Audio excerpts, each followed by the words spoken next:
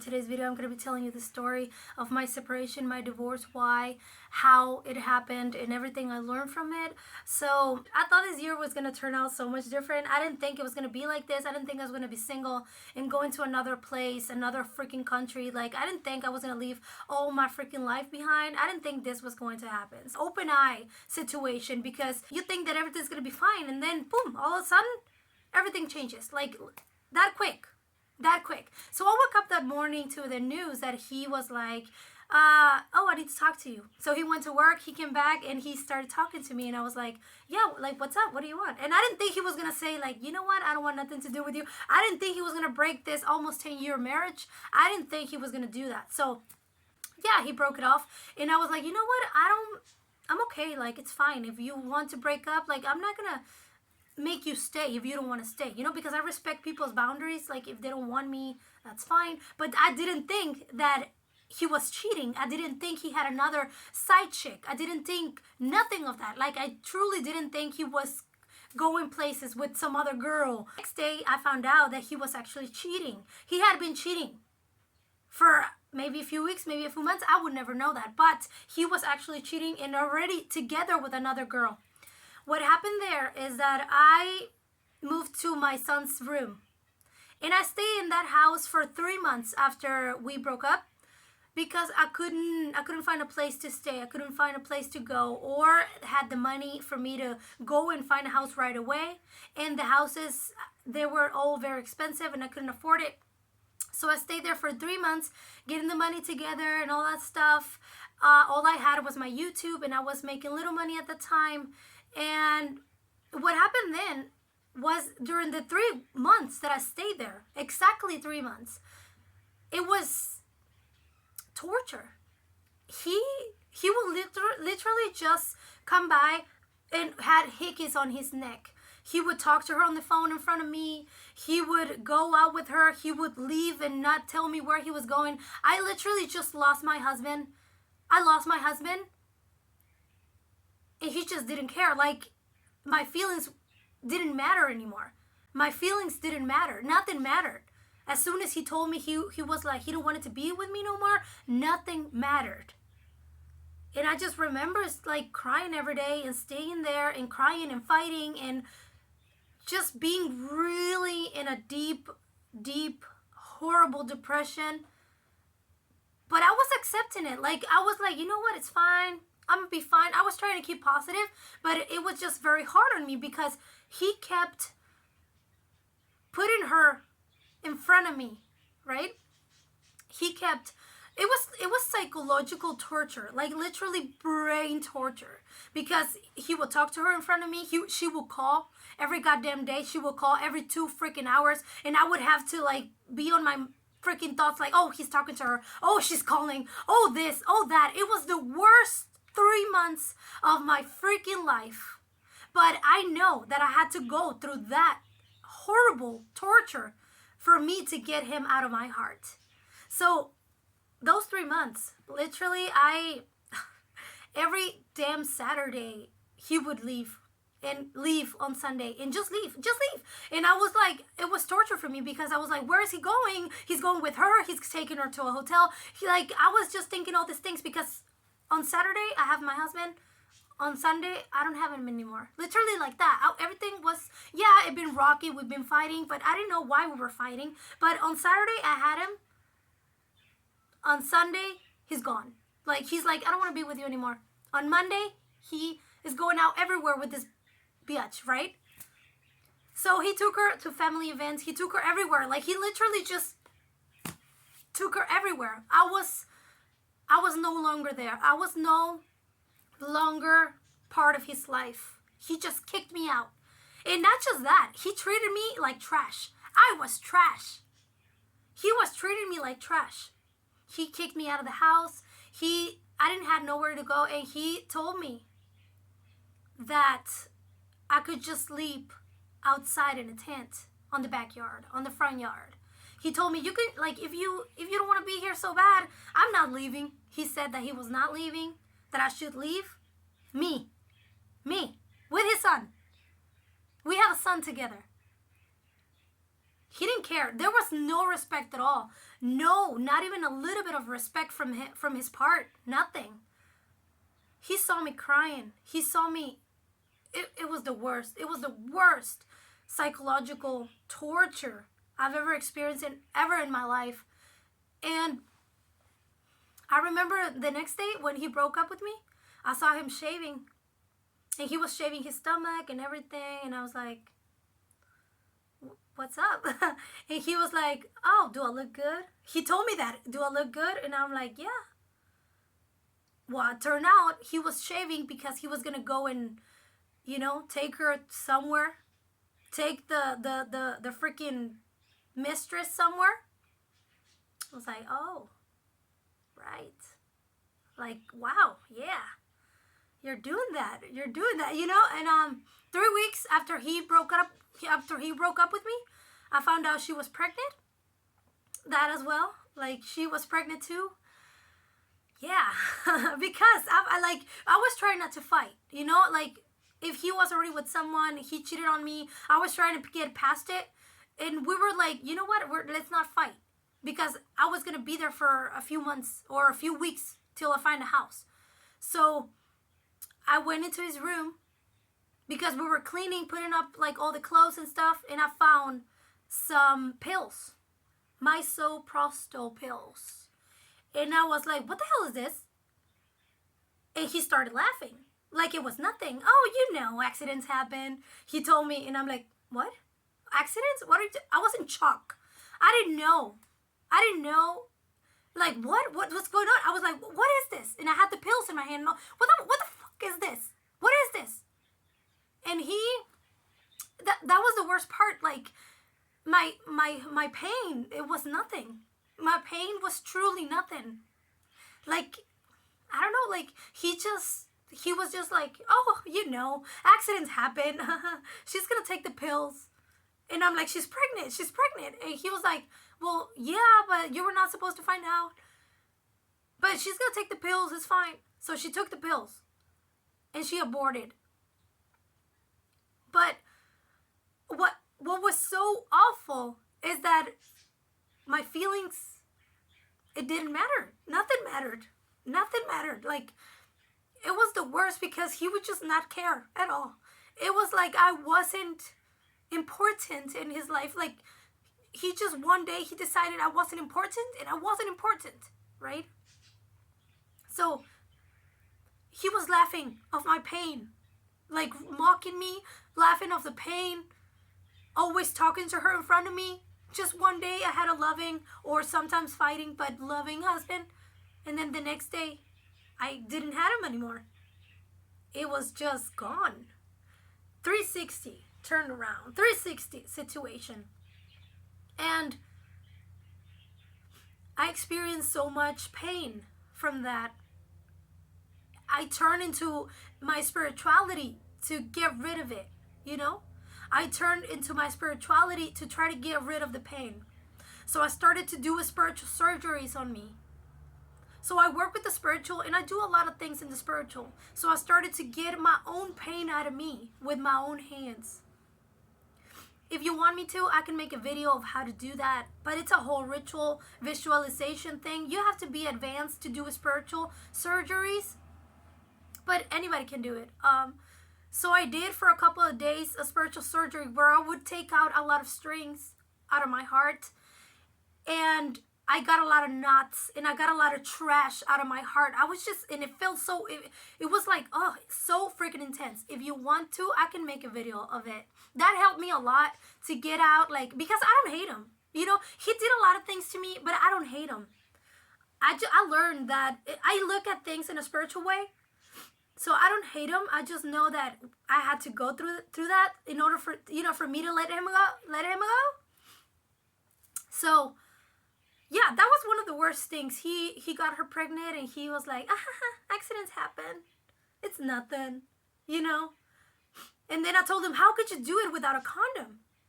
And he said, when you like someone, you just can't hold yourself. He would say that to me. I liked her so much, I just wanted to get in there. He said that to me. My own freaking husband. Said that to me, to my face. Huh. I remember one time, like, because we were always argue. Always, always. It was bad. I couldn't leave. So I had to, like, still cook for him because I was still, like fighting. It was a lot of fighting. So I would still have to cook for him. So he would tell me to go and clean his bus because he's a bus driver. I didn't want it to because I knew that she was always there in the bus. And I was like, no, I don't want to see her things there. I don't want to see that she's there. I don't want to see nothing. I don't want to see that her things are there. No, there's nothing there. Go clean it because I have to go to work. And I didn't want it to, but I had to. So once I remember I went and I found condoms on his purse thing or whatever, backpack thing. I didn't want it to keep cleaning his bus. Then I saw like used condoms and tissue and everything on the floor. Just like that, like all her presents. She would buy him a lot of freaking presents. They were all there. Everything was there. The condoms on the floor, the dirty tissues. And I was like, yeah, this is great. Yeah, this will get me over you and it like very, very soon. And I refused to clean that shit up. Like, I refused. I'm like, you do that shit. I ain't doing shit for you. But that would get us into an argument. Because he wanted me to do everything. Even though I wasn't his partner anymore. Because I would always help him. I would always clean the bus. I would always do everything. Cook, clean, everything. He put me down so much for her. Because he used to say my job as a YouTuber wasn't a job. Even though I was paying the rent. I was paying half the bills. Like, it did give me money. So he said that because I get paid once a month, it wasn't a job. It is a job. It was my job. What are you talking about? But he would like really just put me down. Oh yeah, she gets a lot of money. She does this. She does that. Like, he would always say that he would always push her up, right? And me put me down. It was the worst 3 months of my life. And then I wanted to get a house in Mexico. But then I was like, you know what? I can't stay here no more. I'm just going to leave. And my mom, she was like, come here. Like, come back here. So what happened, I moved countries. He wasn't expecting it though. Because I took my son with me. He wasn't expecting me to take my son for us to leave the country. He thought that he was going to be able to still see his son because I was going to stay in Mexico. No, sir. You chose this. You chose this situation. It all happened because of you. And her, because she knew he was married. She knew he was married. She actually went and kissed him. She knew he was married. And he was like, oh, I need this validation. Let me go after her. She kissed me. We're both married, but it's fine. You know? Because he's very insecure. Such trash. Trash. So, I learned a lot of myself. Like, not to be too dependent emotionally to someone. I learned to value myself, to ask for more, to respect myself. I learned to love myself. Like, really not accept being treated as trash. I learned a lot from this connection, from my marriage. It was, oh man, it was really, really bad. Like, that is not even, he would make jokes about cheating on me. Like, he would make jokes after he broke up with me and we were still in the house. He would sing this, I did what I wanted. He would do like that. He would mock me. He would mock my pain. One day I was his wife. The next day I was trash. I was trash. He didn't care. My feelings were supposed to disappear. He told me. When he would see me cry, he would tell me like, get a boyfriend already. Go, leave, get a boyfriend. He would like kick me out. He would like, it was the worst thing ever. He would kick me, leave, get a boyfriend. Ugh, you're so annoying. Get a boyfriend. He would tell me to go and get a boyfriend so I wouldn't be crying over my failed marriage. I'm still married to him. As soon as I get the money, I'm gonna go and divorce. I'm pretty sure it's gonna be next year. I hope so. Because I don't want to be tied up to this man. I will never come back to him. Ever, ever. Even though he's wanted to. He's reached out, he's called, and we talk every day for, not every day, but he calls my son, right? Our son. I learned a lot from this situation because I wasn't given myself the value that I had. And I had to learn it. And like weeks before the situation happened, I would tell God, if he's not for me, remove him from my life. If he's not for me, if he's the one that I'm not, if he's not the one that I'm supposed to be with, remove him from my life. Because we were always fighting. He would just fight. He was not communicating with me. He would not want to talk to me. He was rejecting me as well, like as a wife. He was like doing everything. And I was like, something's wrong. And I dreamt about the girl though. I saw her, but I didn't believe it. The tarot would tell me. I knew it. I was just so closed-minded. I was like, nah, this is not true. I was blind, but I knew. My dreams told me, my tarot told me, everything told me, my intuition told me, everything told me. But I was so, like, if I didn't find out, if he didn't leave me, I would just be there right now. I would still be there because I had this thought in my head that everything was going to be fine. Everything was going to turn out to be fine after we were, done with this phase of our lives, right? That's what I thought, that everything was going to be fine. So I did a lot of surgeries on me, not just the one. I did a lot more surgeries on myself, and I worked a lot on myself to heal. He ran off with this bitch. He left with her. I had to give away my pets, my cats. I had to give away everything. I sold everything. I literally just grabbed 2 suitcases and that's it. I came to United States and left everything. I left everything.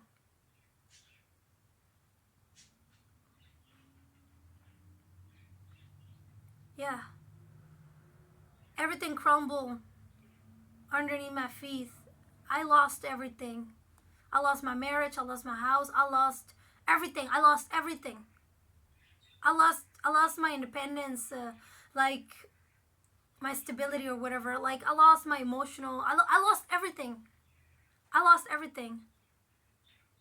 But I have faith that when this year is over, everything's gonna be so much better. For now, I'm not in love with him anymore. I have taken him out of my heart. I'm not in love with my ex-husband. Even though he's still my husband. This girl turned out to be really bad. This girl, his worst nightmare. His karma, in a way. I don't know if he told me he broke up with her and he wanted to get back together with me. And I was like, nah, bitch.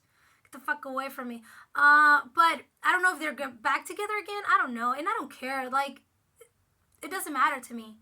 But she, very controlling, very insecure. Her worst fear was him doing the same thing to her that he did to me. Leaving her for another person or something. Cheating on her or something. She will get her karma. She will. And he will. He's probably getting it right now. Because he don't see his son. He don't see me. I don't talk to him. We just talk about our son. I don't talk to him. Yeah, that's the story of my marriage. I'm pretty sure I'm leaving a lot of things out. Because I just, I don't want to think on it. But, he would, laugh at me. At my pain. That's all you need to know. Someone who doesn't respect you when they leave is who they truly were and how they truly feel. How they treat you is how they feel. He was disgusted by me. He acted like I did something wrong when all I did was love him. I took him out of the gutters. I took him out of the trash. He was kind of homeless. Not homeless, but kind of when I met him.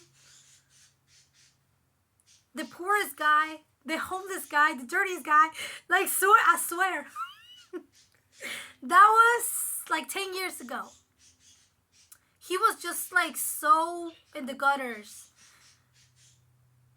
I took him out. Yeah, he lived with his family, but everything was just so chaotic, and it was just the worst. Like, I loved him on his lowest, you know?